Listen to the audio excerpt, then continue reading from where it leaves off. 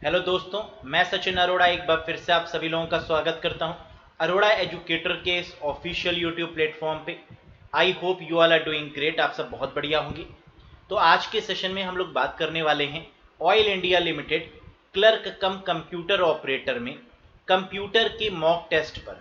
देखिए, कंप्यूटर एक ऐसा सेक्शन है ऑयल इंडिया में जिसका ये पोर्शन अच्छा हो गया, जिसका ये सेक्शन अच्छा हो गया, वो मान के चलिए उसका सिलेक्शन 100% होगा।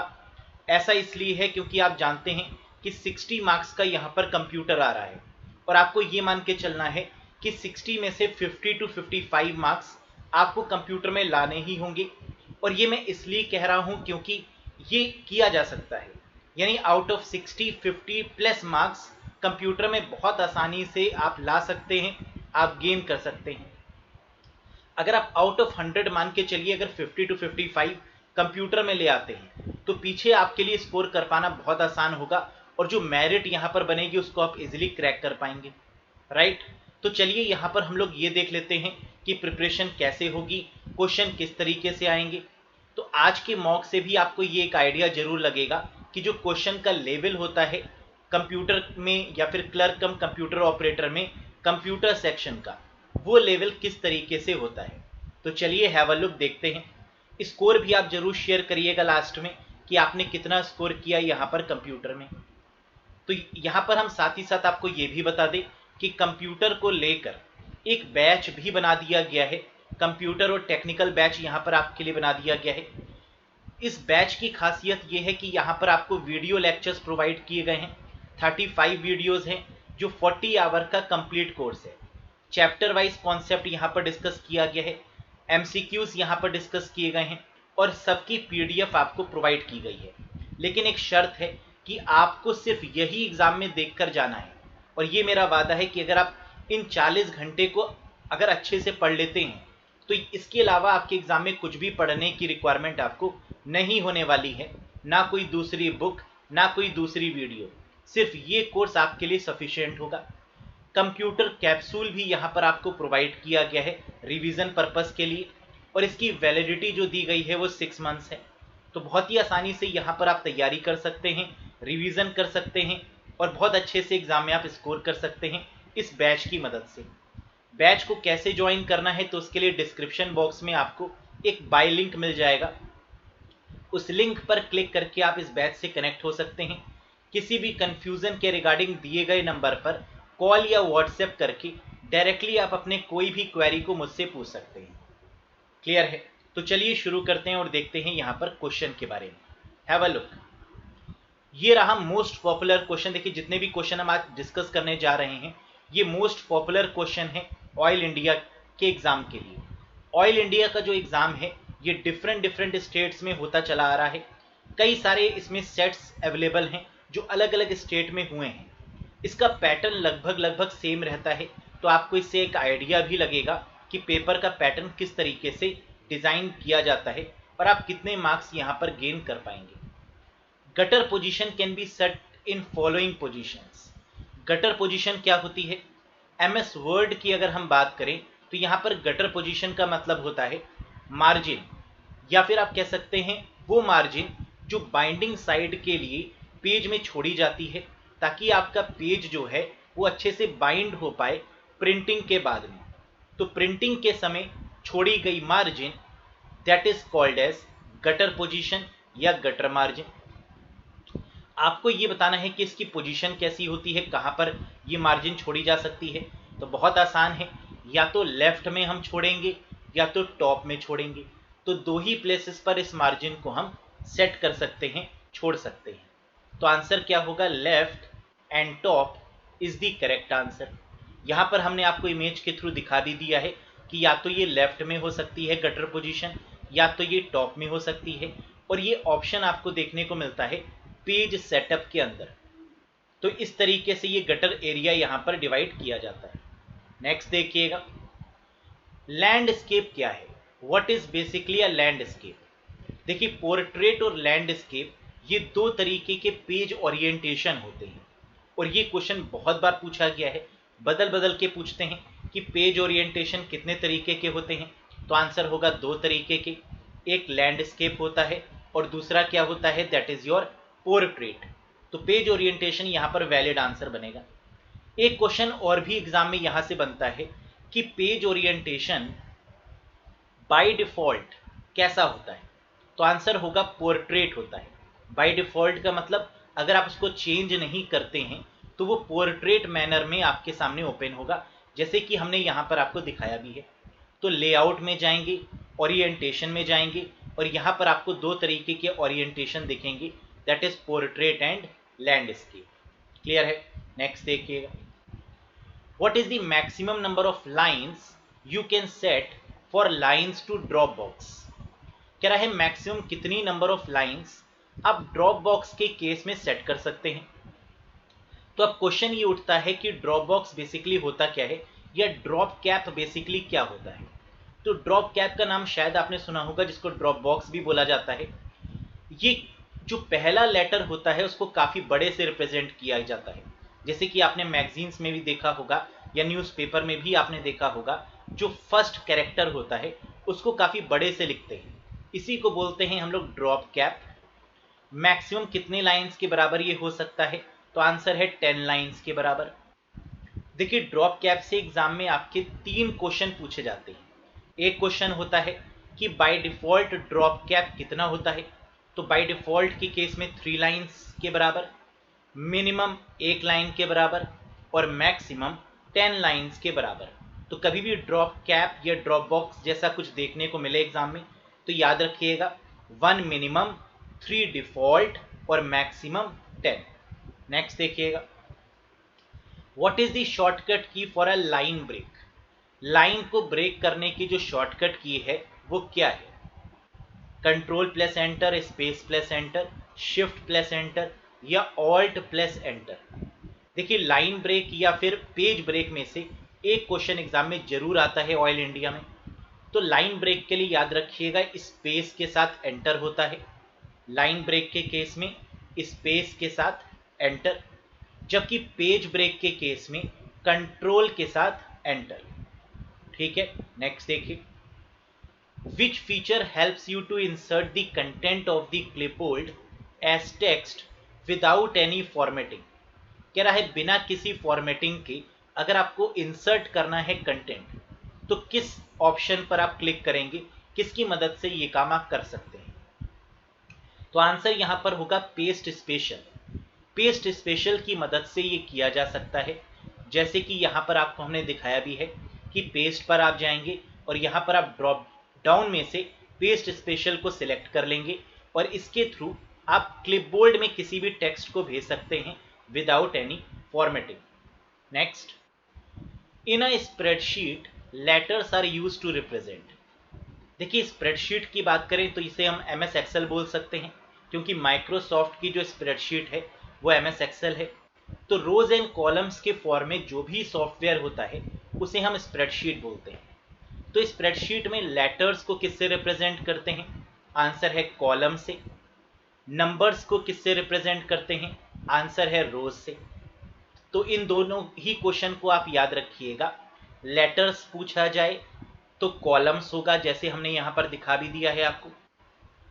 लेटर्स के केस में column A B C D E F G H ये सब कॉलम्स को रिप्रेजेंट कर रहे हैं, और नंबर्स की अगर हम बात करें 1 2 3 4 5 6 तो ये रोज को रिप्रेजेंट कर रहे हैं। तो इसलिए अगर क्वेश्चन में लेटर होगा तो कॉलम्स होगा, नंबर्स होगा तो रोज होगा।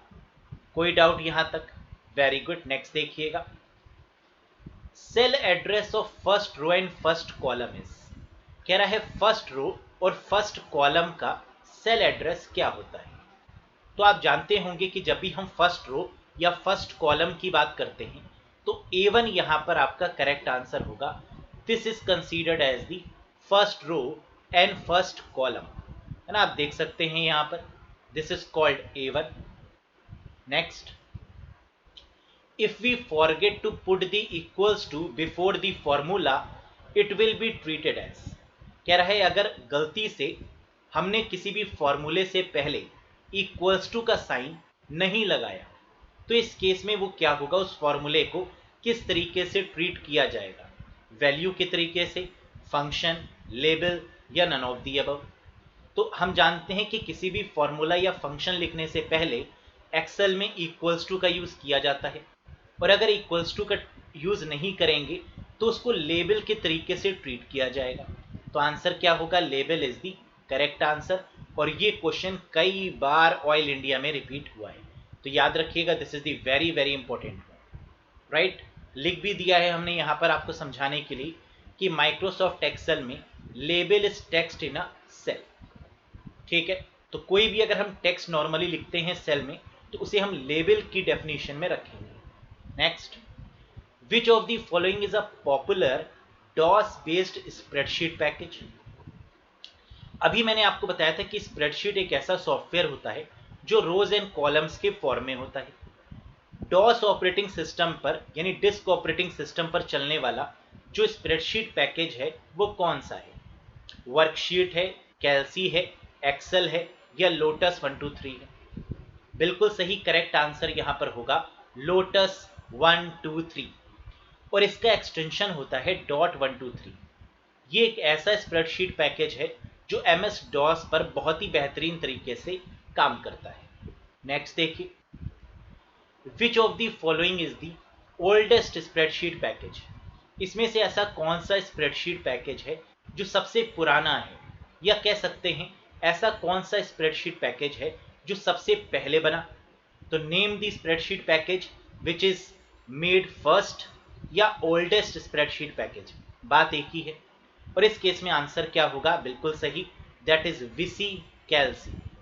विसी कैल्सी इज द करेक्ट आंसर।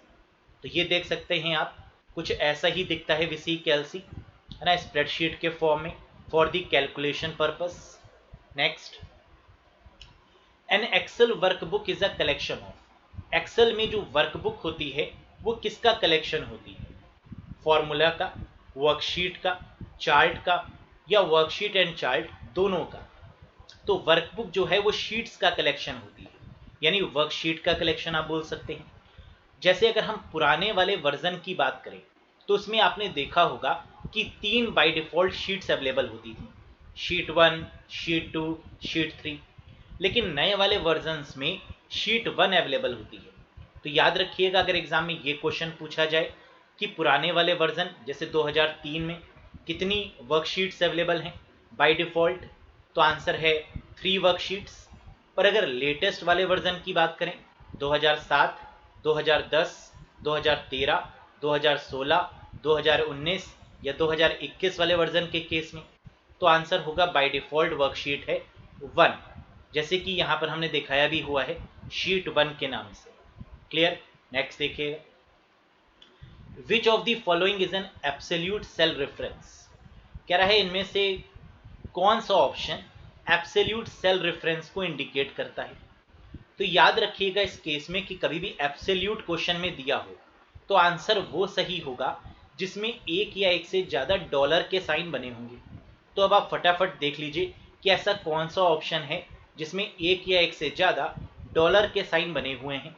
तो सेकंड यहाँ पर बिल्कुल करेक्ट आंसर होगा, जिसे हम एब्सोल्यूट सेल रेफरेंस के केस में ट्रीट करते हैं। यहाँ पर हमने लिख भी दिया है कि इफ द फॉर्मूला कंटेन्स 1 और मोर डॉलर साइन, अगर किसी भी फॉर्मूले में एक या एक से ज़्यादा डॉलर साइन होते हैं, it is an absolute cell reference. वो सेल रेफरेंस आपका कैसा होगा? एब्सोल्यूट होगा। क्लियर है? देख सकते हैं आप इमेज में। नेक्स्ट देखिएगा, how many presentation views are there in MS PowerPoint? MS PowerPoint में टोटल प्रेजेंटेशन के कितने व्यूज होते हैं? तो देखिए 5 व्यूज होते हैं आपके प्रेजेंटेशन के, है ना। तो नाम यहाँ पर क्या होगा? 5 व्यूज, याद रखिएगा। प्रेजेंटेशन व्यूज आपके 5 होंगे, मास्टर व्यूज आपके 3 होंगे। टोटल व्यूज अगर आपसे पूछा जाए तो 8 व्यूज होगा। अगर सिर्फ प्रेजेंटेशन पूछा जाए तो 5 होगा। Normal, outline view, slide sorter, note page, reading view, है ना, ये 5 हो गए। मास्टर व्यू अगर एग्जाम में पूछा जाए तो 3 व्यूज होंगे, स्लाइड मास्टर, हैंडआउट मास्टर और नोट्स मास्टर। और टोटल व्यूज अगर पूछे जाएं तो 8 व्यूज आपके आंसर बनेंगे। इन तीनों में से भी एक क्वेश्चन कई बार रिपीट होता है। नेक्स्ट देखिए, the page to create presentation in PowerPoint is called. Presentation के केस में यानी पावर पॉइंट के केस में जो पेज क्रिएट किया जाता है प्रेजेंटेशन के लिए उसे हम क्या बोलते हैं? काफ़ी आसान है। Sheet, slide, paper, document. क्या होगा correct answer? Very good, correct answer यहाँ पर होगा स्लाइड। तो पावर पॉइंट के केस में जो पेज होता है उसे हम स्लाइड बोलते हैं।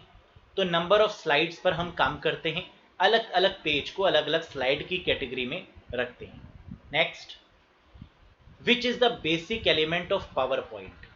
पावर पॉइंट का जो बेसिक एलिमेंट होता है या कह सकते हैं स्मॉलेस्ट यूनिट होती है वो क्या होती है?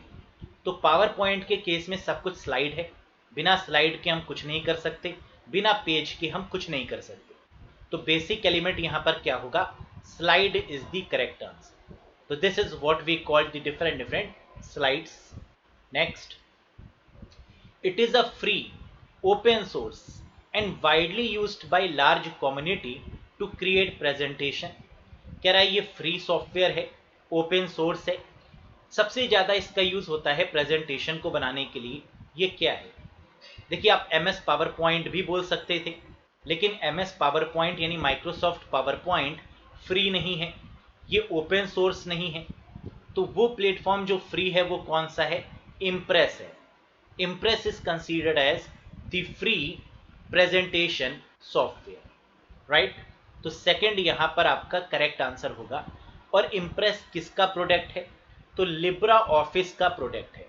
जैसे MS power point, Microsoft power point किसका प्रोडक्ट है? तो आप कहेंगे MS ऑफिस का प्रोडक्ट है। वैसे ही इम्प्रेस किसका प्रोडक्ट है? लिब्रा ऑफिस का प्रोडक्ट है, जो कि पूरे तरीके से क्या है? फ्री है और ओपन सोर्स भी है। Next, special effect used to introduce slides in a presentation are known as. कह रहा है स्लाइड्स या प्रेजेंटेशन में जो स्पेशल इफेक्ट ऐड किए जाते हैं इसे क्या बोलते हैं? ट्रांजिशन, इफेक्ट, कस्टम एनिमेशन या एनोटेशंस। करेक्ट आंसर यहाँ पर होगा दिस इज कॉल्ड ट्रांजिशन। तो जो स्पेशल इफेक्ट होते हैं किसमें? पावर पॉइंट में या प्रेजेंटेशन में, this is called as transitions. तो आपको यहाँ पर हमने दिखाया है कि जब जैसे ही आप ट्रांजिशन पर जाते हैं तो अलग अलग तरीके के इफेक्ट आपको यहाँ पर देखने को मिलते हैं। Next, what is the keyboard shortcut for creating duplicate slide in power point? Power point के केस में किसी भी स्लाइड को डुप्लीकेट करने के लिए कौन सी शॉर्टकट की का यूज किया जाता है? किसी भी स्लाइड को डुप्लीकेट करना हो यानी उसको उसकी कॉपी क्रिएट करनी हो तो इस केस में कौन सी शॉर्टकट की का यूज करेंगे?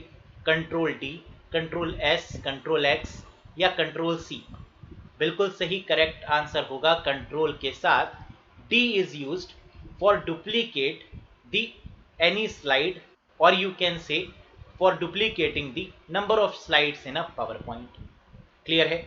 यही काम आप किसी भी स्लाइड पर राइट क्लिक करके डुप्लीकेट स्लाइड करके भी कर सकते हैं, लेकिन शॉर्टकट की अगर होगी तो वो क्या होगी? Control D। कंट्रोल D का यूज अगर हम MS वर्ड में बात करें क्या होता है? तो ये यूज होता है फॉन्ट डायलॉग बॉक्स के लिए। अगर इसी का यूज आपसे MS वर्ड में पूछेंगे तो आंसर क्या होगा? Control D is used to open font dialog box, जिसकी मदद से आप फॉन्ट के स्टाइल को, फॉन्ट के साइज को बदल सकते हैं, चेंज कर सकते हैं।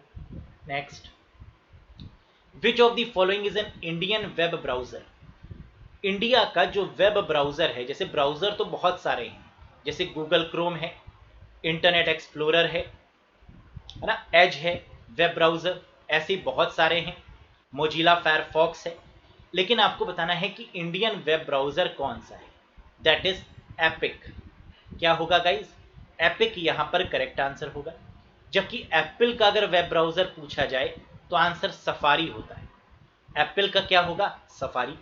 Next, which of the following browser has high speed browsing capacity? कह रहा है इनमें से ऐसा कौन सा ब्राउजर है जिसकी काफी ज्यादा स्पीड होती है ब्राउजिंग के केस में, जो काफी फास्ट तरीके से काम करता है? Chrome, opera, UC browser, links या ऑल ऑफ दीज? इस केस में मैक्सिमम कैंडिडेट जो आंसर लगाकर आते हैं वो गूगल क्रोम लगा के आते हैं, जो बिल्कुल गलत हो जाता है। याद रखिएगा कि जिस ब्राउज़र की परफॉर्मेंस या स्पीड सबसे तेज है वो है आपका ओपेरा। तो आंसर क्या होगा यहां पर, opera is the correct one. Next, which of the following is a text only web browser. ऐसे वेब ब्राउजर का नाम बताना है जो सिर्फ टेक्स्ट को सपोर्ट करता है, कोई भी मल्टीमीडिया या किसी भी तरीके की इमेज को सपोर्ट नहीं करता। ऐसा वेब ब्राउजर कौन सा है? इंटरनेट एक्सप्लोरर है, लिंक्स है, फायरफॉक्स है, नेटस्केप नेविगेटर है, या ऑल ऑफ दीज है? करेक्ट आंसर इसका बनेगा links, LYNX is the correct answer guys. ये एक ऐसा वेब ब्राउजर है जो सिर्फ और सिर्फ टेक्स्ट को ही सपोर्ट करता है। Next, in which year Yahoo search engine founded. किस ईयर में याहू सर्च इंजन को फाउंड किया गया? आप जानते हैं याहू मेल भी है और याहू का सर्च इंजन भी है, तो याहू सर्च इंजन किस ईयर में बना? करेक्ट आंसर होगा 1994 में। ये क्वेश्चन भी कई बार रिपीट हुआ है ऑयल इंडिया के केस में, तो ये वही क्वेश्चन है जो ऑयल इंडिया काफी बार रिपीट करता है डिफरेंट स्टेट्स के एग्जाम को लेने के लिए। नेक्स्ट देखिएगा, Bluetooth network is called as. Bluetooth एक पर्सनल एरिया नेटवर्क है जिसकी रेंज 10 मीटर की होती है। कितनी होती है गाइस? 10 मीटर की होती है। ब्लूटूथ नेटवर्क को किस नाम से जाना जाता है? तो आंसर है ब्लूटूथ नेटवर्क को पिकोनेट के नाम से जानते हैं, और कलेक्शन ऑफ पिकोनेट को स्कैटरनेट बोलते हैं। इसका मतलब कि क्वेश्चन में अगर ब्लूटूथ गिवन हो तो पिकोनेट होगा, और अगर क्वेश्चन में पिकोनेट गिवन हो तो आंसर स्कैटरनेट होगा। इस चीज को याद रखिएगा। तो आप देख सकते हैं इस इमेज में जो पिकोनेट होता है वो मास्टर और स्लेव के कॉम्बिनेशन से बनता है। जैसे सपोज करिए कि आपने ब्लूटूथ की मदद से किसी भी डिवाइस को कनेक्ट किया है, तो जो मेन डिवाइस है जिसकी मदद से आप कनेक्ट कर रहे हैं वो मास्टर होगी, और जिसको आप कनेक्ट कर रहे हैं वो स्लेव होगी। तो इसलिए पिकोनेट में मास्टर और स्लेव का कॉन्सेप्ट होता है, इसको भी आप याद रखिएगा। नेक्स्ट देखिए, there are different types of keys which can not work independently. कह रहा है अलग अलग तरीके की कीज होती हैं जो इंडिपेंडेंट मैनर में काम नहीं कर सकती। Which one of the following keys can not work independently. कह रहा है इनमें से कौन सी कीज हैं कीबोर्ड की जो अकेले काम नहीं कर सकती? तो 3 कीज ऐसी होती हैं जो अकेले काम नहीं कर सकती, जिनको हम मॉडिफायर कीज की कैटेगरी में रखते हैं। कंट्रोल, ऑल्ट और शिफ्ट, ये तीनों कीज आपके अकेले काम नहीं करती। तो इसमें आप ढूंढ लीजिए कि करेक्ट आंसर क्या है। कंट्रोल नहीं दिया है, ऑल्ट दिया हुआ है, शिफ्ट भी नहीं दिया है, तो करेक्ट आंसर यहां पर क्या होगा? Alt is the correct one. तो आप सोच के देखिएगा कि कंट्रोल भी किसी ना किसी की के साथ में काम करता है, ऑल्ट भी किसी ना किसी की के साथ में काम करता है, और शिफ्ट वाली की भी आपकी अकेले काम नहीं करती, ये भी किसी ना किसी की के साथ में ही काम करती है। इसलिए इन तीनों कीज को हम लोग मॉडिफायर कीज की कैटेगरी में रखते हैं। क्लियर है यहां तक? नेक्स्ट देखिए, name the latest browser of Microsoft. Microsoft के लेटेस्ट ब्राउजर का नाम बताइए। तो माइक्रोसॉफ्ट 10 के बाद माइक्रोसॉफ्ट 11 भी आ चुका है ऑपरेटिंग सिस्टम, और जो लेटेस्ट ब्राउजर है अभी तक का वो कौन सा है? एज है। EDGE is the correct answer guys, edge is the correct answer. तो इस लोगो के थ्रू एज को डिनोट किया जाता है। तो आपके सिस्टम में अगर होगा तो आपने जरूर देखा होगा कि ऐसा ही लोगो होता है एज का। Next, which of the following are the primary ways to enable the LAN connection. Local area network connection को इनेबल करने के कितने तरीके हो सकते हैं? कौन कौन से तरीके हो सकते हैं?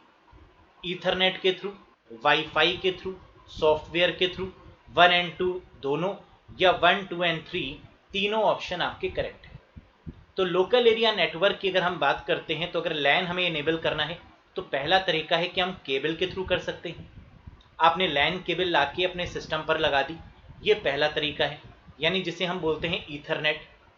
तो केबल से अगर आप कनेक्ट कर रहे हैं तो वो ईथरनेट हो गया। दूसरा तरीका है कि आपने WLAN के थ्रू, यानी वायरलेस, आपने एक लोकल एरिया नेटवर्क बना दिया, जिसे हम लोकल वाईफाई भी बोलते हैं या WLAN भी बोलते हैं। तो इसके थ्रू भी आप कनेक्ट कर सकते हैं। तो यानी वाईफाई भी आपका बिल्कुल करेक्ट आंसर बनेगा। तो इसका आंसर क्या होगा? 1 and 2 बोथ। तो लैन कनेक्शन को इनेबल करने के लिए ईथरनेट के थ्रू और वाईफाई के थ्रू ये दो तरीके पॉसिबल है। Next, it is a component of motherboard. ये मदरबोर्ड का ही एक कंपोनेंट है विच एब्जॉर्ब्स द हीट, जो हीट को एब्जॉर्ब करने में काम करता है, produced by the processor and other components of a computer. और ये हीट प्रोड्यूस किसके थ्रू होती है, या तो प्रोसेसर ये हीट जनरेट करता है, या तो जो दूसरे कंपोनेंट हैं वो भी हीट प्रोड्यूस करते हैं। इस हीट को एब्जॉर्ब करने का काम किसका है, heat sink, north bridge, CPU socket, CMOS battery, या फिर none of these. Correct answer यहां पर होगा हीट सिंक।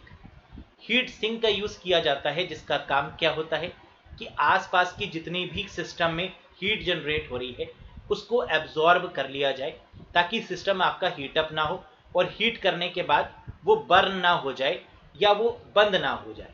क्योंकि अगर सिस्टम अगर हीट हो गया तो वो ऑटोमेटिकली शट डाउन होगा और वो वर्किंग प्रॉपरली नहीं कर पाएगा। इस वजह से हीट सिंक का यूज किया जाता है।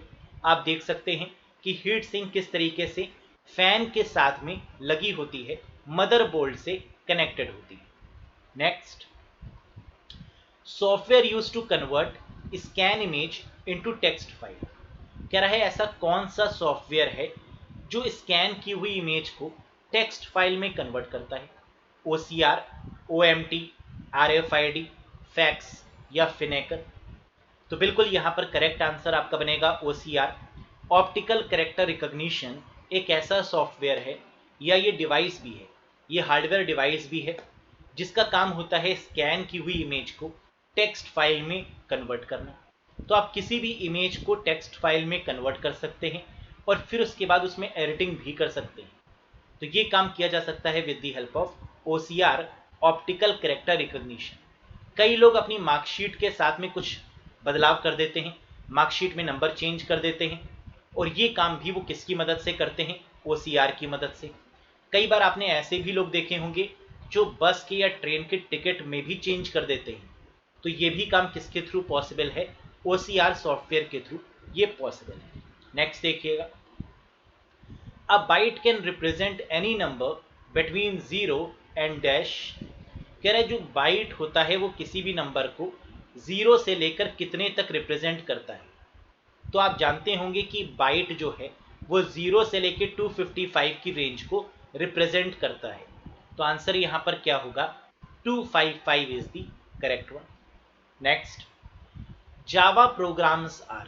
कह रहा है जो जावा के प्रोग्राम्स हैं, देखिए जावा की अगर हम बात करें तो ये हाई लेवल लैंग्वेज है। जावा की अगर बात करें तो मिस्टर जेम्स गॉसलिंग जी ने इसको बनाया है, डेवलप किया है। और जावा एक प्लेटफॉर्म इंडिपेंडेंट लैंग्वेज है जिसमें बाइट कोड का यूज किया जाता है। किसका यूज किया जाता है, बाइट कोड का, जिसकी वजह से ये एक इंडिपेंडेंट लैंग्वेज के तरीके से काम करती है। तो ये प्लेटफॉर्म इंडिपेंडेंट है। इसका मतलब ये होता है कि ये किसी भी ऑपरेटिंग सिस्टम पर चल सकता है। अगर आपके सिस्टम में कोई भी ऑपरेटिंग सिस्टम है, जैसे विंडोज है, लाइनेक्स है, या कोई भी ऑपरेटिंग सिस्टम क्यों ना हो, ये बहुत ही अच्छे तरीके से उस पर रन आउट करेगा। यही खास बात होती है जावा के प्लेटफॉर्म की। नेक्स्ट, डम्ब टर्मिनल क्या है, a dumb terminal is. Dumb terminal ऐसे टर्मिनल्स को बोलते हैं जिनकी खुद की प्रोसेसिंग पावर नहीं होती। जो खुद प्रोसेस नहीं कर सकते वो डम्ब है, और जो खुद प्रोसेस कर सकते हैं वो स्मार्ट टर्मिनल होते हैं। तो डम्ब टर्मिनल के केस में यहां पर आंसर क्या बनेगा, कीबोर्ड और स्क्रीन, ये आपके डम्ब टर्मिनल्स में काउंट होंगे। तो फोर्थ यहां पर आपका वैलिड आंसर होगा। नेक्स्ट देखिएगा, a database schema is written है। कह रहा है डेटाबेस में एक स्कीमा होता है और इसको लिखने के लिए किसकी मदद ली जाती है। स्कीमा बेसिकली होता है स्ट्रक्चर ऑफ अ डेटाबेस। जब हम डेटाबेस बनाते हैं तो उसके स्ट्रक्चर को डिफाइन करते हैं, उसकी स्कीमा को डिफाइन करते हैं, और ये काम किया जा सकता है DDL की मदद से, डेटा डेफिनेशन लैंग्वेज की मदद से। तो आंसर यहां पर क्या होगा, DDL is the correct answer. ये SQL लैंग्वेज का ही एक पार्ट है जिसे हम DDL यानी डेटा डेफिनेशन लैंग्वेज बोलते हैं। क्लियर है। नेक्स्ट देखिए, the capacity of a communication channel is measured in. कह रहा है जो कम्युनिकेशन चैनल या फिर नेटवर्क की जो स्ट्रेंथ होती है उसको हम किस में मेजर करते हैं, बैंडविड्थ में, बिट कैपेसिटी में, बॉड रेट में, डेटा फ्लो में, या स्टोर डेटा में। तो कम्युनिकेशन चैनल की जो स्ट्रेंथ होती है, जो कैपेसिटी होती है, उसको बैंडविड्थ में मेजर किया जाता है। बैंडविड्थ का मतलब होता है, बैंड का मतलब है ब्रॉडबैंड और विथ का मतलब है उसकी speed, that is called bandwidth. Next, key to represent relationship between tables is called. देखिए, कभी भी एक क्वेश्चन में अगर दो या दो से ज्यादा टेबल्स की बात हो रही होगी या रिलेशनशिप एस्टेब्लिश करने की बात हो रही होगी, दो या दो से ज्यादा टेबल्स में, तो याद रखिएगा कि हमेशा आंसर क्या होगा, फॉरेन की होगा। तो यहां पर एक टेबल की बात हो रही है, नहीं, एक से ज्यादा टेबल की बात हो रही है, क्योंकि रिलेशन बिटवीन टेबल्स की बात हो रही है, तो आंसर यहां पर भी क्या होगा, फॉरेन की होगा। Next, which of the following statement is wrong. कह रहा है इसमें से कौन सा स्टेटमेंट गलत है। Windows XP is an operating system, बिल्कुल सही बात है। Linux is owned and sold by Microsoft, बिल्कुल नहीं। लाइनेक्स को ओन और सोल्ड माइक्रोसॉफ्ट ने बिल्कुल भी नहीं किया है, ये लाइनस टोरवाल्ड जी के द्वारा डेवलप की गई है, तो सेकंड वाला गलत है। Photoshop is a graphical design tool by adobe, बिल्कुल सही है। फोटोशॉप एडोबी कंपनी का क्या है, प्रोडक्ट है। Linux is free and open source software, बिल्कुल ट्रू है। लाइनेक्स हमारा फ्री है और open source multitasking operating system है। नन ऑफ दी अबव हो नहीं सकता, क्योंकि सेकंड हमें सही आंसर मिल चुका है। Linux is owned and sold by Microsoft, ये बिल्कुल गलत है। नेक्स्ट देखिए, in which of the concept of the operating system the CPU never sits idle।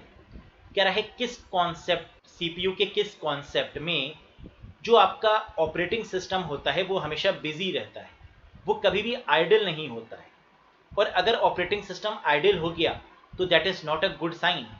तो कोशिश यही की जाती है कि हमेशा ऑपरेटिंग सिस्टम किसी ना किसी टास्क को करने में बिजी रहे, और इसको बोला जाता है क्या, this is called as multi programming. ये मल्टी प्रोग्रामिंग फीचर होता है और ये सबसे बेस्ट फीचर होता है किसी भी ऑपरेटिंग सिस्टम का, राइट। तो सीपीयू नेवर सिट्स आइडल का मतलब है multi programming. Next, name of signal sent by this system to respond. कह रहा है उस सिग्नल का नाम बताइए जिसके थ्रू सिस्टम रिस्पॉन्ड करता है या सिग्नल सेंड किया जाता है सिस्टम को कि वो रिस्पॉन्ड करे। जैसे सपोज करिए, कई बार आपने ये नोटिस किया होगा कि आपका लैपटॉप चलते चलते उसमें बैटरी कम होने लगती है। अगर आप बैटरी से कनेक्ट नहीं करते हैं तो वो एक समय के बाद ये मैसेज डिस्प्ले करता है कि आप बैटरी से कनेक्ट करिए, आप चार्जर से कनेक्ट करिए। तो इसमें वो एक इंटरप्ट भेजता है, एक मैसेज भेजता है बीच में। इसी को हम बोलते हैं क्या, this is called interrupt, this is called a signal send by this system to respond. ताकि वो चाहता है कि यूजर फटाफट से इस पर रिस्पॉन्ड करे, एक्शन ले। जैसे कई बार अगर वायरस आ जाता है सिस्टम में, तब भी कई बार सिस्टम ऑटोमेटिक ये मैसेज सेंड करता है कि kindly scan your computer, kindly install the antivirus in your computer. तो ये भी एक तरीके का इंटरप्ट है, ये भी एक तरीके का सिग्नल है जो यूजर को दिया जाता है ताकि वो एक्टिव हो जाए और इस एक्शन को परफॉर्म करे।